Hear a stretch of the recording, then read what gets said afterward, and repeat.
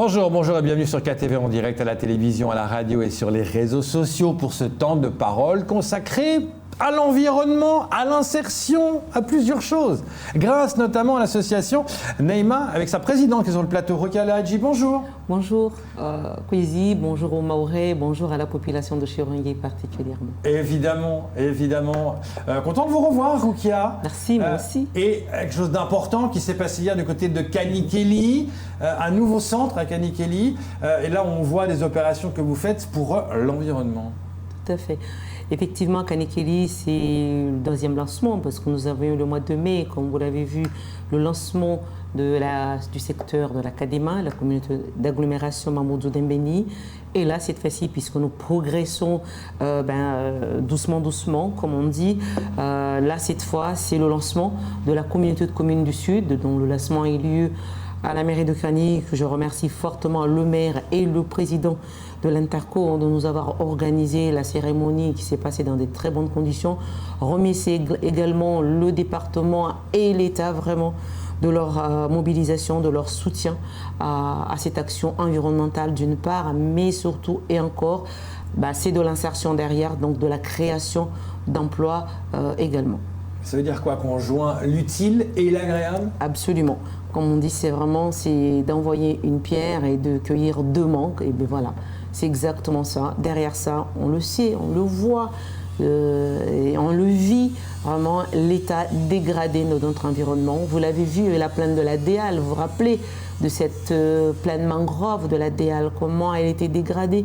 Nous avons sorti de cette plaine des machines à laver, des batteries, des pneus, je ne peux pas vous dire combien, des milliers de pneus. Nous avons sorti aussi des baignoires, des micro-ondes, de tout. Donc, vraiment... des baignoires quand même, oui. Nous avons eu des baignoires, des carcasses de voitures, nous avons eu tout dans cette plaine. Vous le voyez, ça va beaucoup mieux. Donc ça a été ça d'abord, le lancement. Et là, le lancement de Kanikeli, c'est à peu près 60 salariés qui sont recrutés pour la communauté du Sud. Aujourd'hui, Neima, c'est 156 salariés en insertion. Actuellement. L'objectif c'est quoi? 200 l'objectif? L'objectif c'est 204 salariés en insertion. Donc là nous allons compléter la démarche d'ici fin novembre, vraiment de recruter les salariés du Nord et Petite Terre. Puisque ceux du centre-ouest, nous les avons recrutés en réalité. On dit 60, mais là actuellement il y en a 84 qui interviennent au sud, puisque nous avons rajouté 24 du centre-ouest, comme on dit. C'était compliqué à mettre tout cela en place? Très compliqué, ce n'est pas facile. On ne peut pas recruter comme ça des personnes très éloignées à l'emploi en cliquant les doigts. Donc heureusement, il y a eu le partenariat. Vraiment, que ce soit Pôle emploi, que ce soit mission locale, que ce soit associatif, que ce soit vraiment pour accompagner de manière à pouvoir recruter les personnes. Mais du volontariat, ça aussi on l'a vu. Mais surtout un personnel très engagé, un conseil d'administration très engagé de Neima, qui ne compte pas leurs heures, qui ne compte pas leur temps, qui ne compte pas leur énergie. Vraiment, moi j'ai des salariés qui peuvent travailler jusqu'à 20h, 22h. J'en ai eu même jusqu'à minuit qui m'appellent, mais telle chose pour l'organisation du lendemain. Donc c'est ça aussi Neima, c'est vraiment ces salariés, conseil d'administration investis. Mais Neima surtout, là on le sait, au départ, l'enveloppe sur Mayotte au niveau de l'insertion, déjà, on était à 14. 14 avant 2020. 14 structures d'insertion d'IAE. On a vu une vraie volonté aussi, ça il ne faut pas le nier, de l'État à augmenter parce que c'était un vrai levier de création d'emplois. C'est ça qu'il faut aussi souligner. L'insertion, c'est un levier de création, c'est un levier d'insertion. Donc ça aussi c'est important. L'État qui a mis les moyens, qui a quasiment doublé l'enveloppe de l'IAE et que nous sommes passés de 14 aujourd'hui à 19 structures d'insertion, avec un budget qui est passé de 3,7 millions à 9,6 millions. Donc vous voyez, ce sont des vrais moyens qui ont été mis en place par l'État et le département, là aussi, le département qui vraiment accompagne fortement, parce que dès lors les agréments sont accordés aux structures d'IAE, je parle des 19 qui sont là, et bien aussitôt les départements, pareil, accompagne les structures. Et je tiens vraiment à remercier aussi le département et ses services qui sont très réactifs et qui accompagnent fortement les structures DAE. Et puis les intercos qui sont là aussi, qui jouent leur rôle pour l'environnement. C'était vraiment ça. J'allais terminer vraiment là aussi, les intercos. Nous avons commencé par l'académie, vous l'avez vu. Parce que là aussi, Naïma, oui, ramasse les déchets. Mais si les déchets ne sont pas collectés, ils vont retourner dans les mangroves. Exactement. Alors que là, il y a vraiment une vraie coordination, un vrai travail d'accompagnement global. Naïma ramasse des déchets dans les différents rivières, dans les différentes rivières et mangroves, mais aussitôt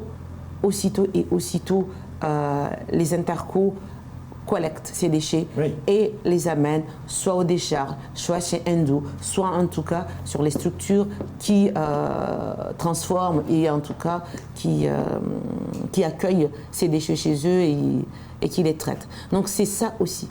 Et l'objectif d'ici les 10 à 15 années à venir, que nous puissions retrouver le Mayotte d'avant, des rivières propres qui coulent. Est-ce qu'on va y arriver? Moi, je pense que oui.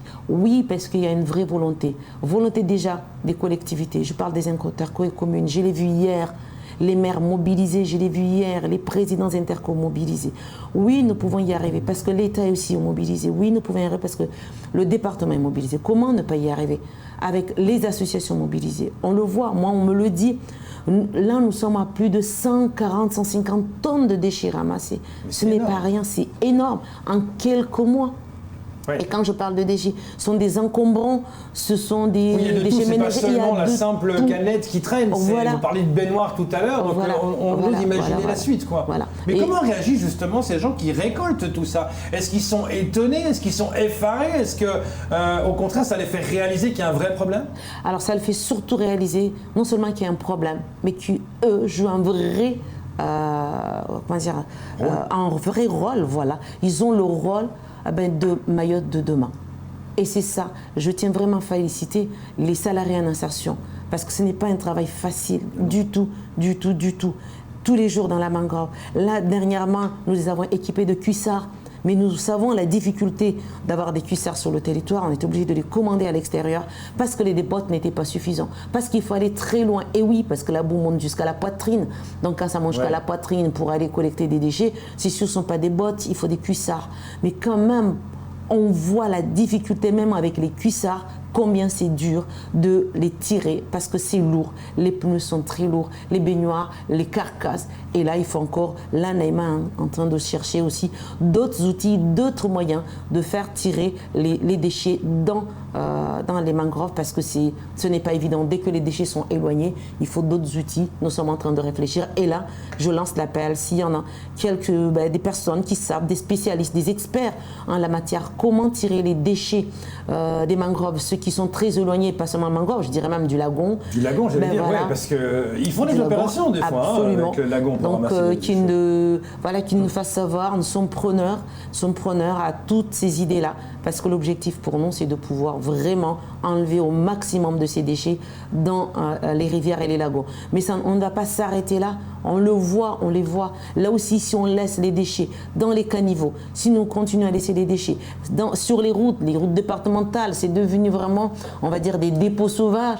On le voit, les canettes de tout. Là aussi, qu'est-ce que ça va se passer? Ça va encore de nouveau redescendre dans la mangrove. Et comment sensibiliser les gens, Rukia? Là, c'est ce que nous faisons avec les intercos. Heureusement que les intercos, là aussi, sensibilisent, ont recruté des médiateurs, ont recruté des agents de prévention, des ASVP, vraiment pour sensibiliser les personnes. Mais Naïma aussi sensibilise, ont un temps, une fois par semaine, après le ramassage, rentre autour des quartiers, autour des riverains, dans les maisons, dans les cours, pour sensibiliser, à leur dire « ne jetez plus ». Et là, ce qui est bien, l'Académie distribue des sacs poubelles sur ces zones très éloignées qui ne sont pas accessibles aux collectes. On distribue des sacs poubelles pour qu'ils ne jettent plus dans les rivières et mangroves. Et là, nous espérons vraiment ces mêmes opérations, voilà, comment dirais-je, les amener aussi auprès de la CC Sud pour que nous puissions travailler dans ces mêmes conditions. Distribution de sacs pour les quartiers très éloignés, mais sensibilisation aussi autour de l'environnement, le sujet de l'environnement, de manière à ce que vraiment, comme je dis, les 5, 10, 15 années à venir, nous puissions voir des rivières qui coulent normalement. Et là, je le dis, l'eau est une denrée rare. Eh oui. Et le lagon est une richesse rare. C'est notre richesse, hein, Mayotte. Donc nous avons ce devoir ensemble de les entretenir, de les conserver et de les restaurer. Et c'est l'objectif de Naïma. Mais est-ce que vous allez continuer du côté de Kanikeli? Est-ce que les actions qui sont faites là, comme hier, est-ce que c'est pérenne? Est-ce que c'est une fois par mois? Comment ça se passe? Ah non, c'est tous les jours. C'est tous les jours. L'avantage de Naïma avec ses 200 salariés, c'est vraiment tous les jours. Ouais. Nous intervenons dans une zone jusqu'à ce qu'elle soit propre et puis nous allons dans une autre. Voilà. Mais après, il faut revenir dans la zone qui a été propre. Il faut revenir. C'est là où nous travaillons avec les intercos de manière à ce que Naïma accompagne des associations locales à les accompagner à se structurer de manière à prendre des relèves parce que quand on a 200 salariés, c'est pas évident. Non. Donc là, de pouvoir structurer des associations locales de quartier, avoir 12 salariés, 24 salariés, à pouvoir accompagner derrière. Dès qu'on a enlevé le plus gros, et ils sont là pour continuer à entretenir. De manière à ce que Naïma, lorsqu'elle revient, elle va revenir pour planter, par exemple.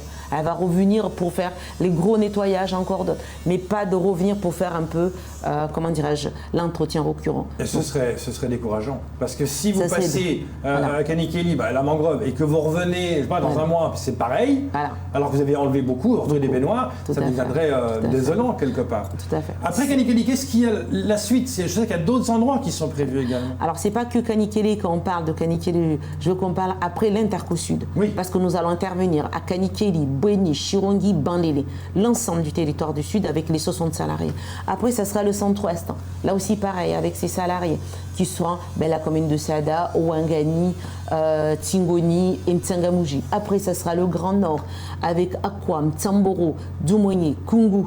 Là aussi, après, ça sera la Petite Terre avec Pamandi et l'ensemble du territoire sera effectivement équipé. Là, nous avons Kadema, nous avons recruté ceux du Sud et Centre-Ouest. D'ici fin novembre, nous allons pouvoir intervenir sur l'ensemble du territoire. Déjà, donc c'est rapide, j'allais dire, c'est plutôt rapide. Parce qu'en un mois et demi, vous allez réussir à mettre tout ça en place pour que ça arrose tout Mayotte. Effectivement, en 1 an et demi, nous allons y arriver. Encore une fois, ce n'est pas Naïma qui arrive seul. Non, c'est vraiment la coopération entre vous avez dit, le département, l'État, les intercos, les associations. Les associations aussi. Et vous, mais vous êtes le moteur quelque part. Nous sommes tous des moteurs, je pense, quelque part. Chacun a un rôle à jouer. Ce qui est bien dans cette affaire, c'est que chacun joue son rôle. Le président de l'Interco joue son rôle. Les présidents des associations jouent leur rôle.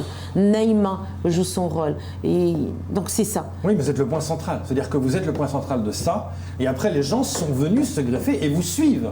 Donc vous êtes une qualité de moteur pour dire, voilà, on va maintenant s'occuper des migrants, on va faire quelque chose. Je fais Naïma, réinsertion. En plus, ça, non seulement ça, c'est environnemental, mais en plus, ça insère des gens. Donc c'est double, voire triple. Tout à fait. Alors, ce qu'il y a, c'est pas je, c'est nous. Parce que Naïma, ce n'est pas Roukia. Naïma, c'est vraiment un conseil d'administration qui est très investi. C'est très important de le dire. Donc, souvent, le mot je, c'est pas un mot que j'aime utiliser. Parce que je ne pense pas que Roukia soit en capacité de faire ce qui est en train de se faire là. C'est vraiment un conseil d'administration qui est derrière tout ça, avec des salariés, un pôle ingénieur qui est derrière tout ça, un pôle encadrant qui est derrière tout ça, un pôle développement qui est derrière tout ça. Donc vous voyez, ce n'est pas le jeu de Roukia qui est là. Après, Roukia fait le porte-parole là, on va dire, mais le vrai travail, c'est un travail d'équipe. C'est pour ça que c'est important de valoriser ce travail d'équipe étatique, institutionnel, privé, parce que là aussi, je n'oublie pas le partenariat privé qui sont vraiment là, qui ont toujours répondu présent dès le départ et qui sont présents dès le départ.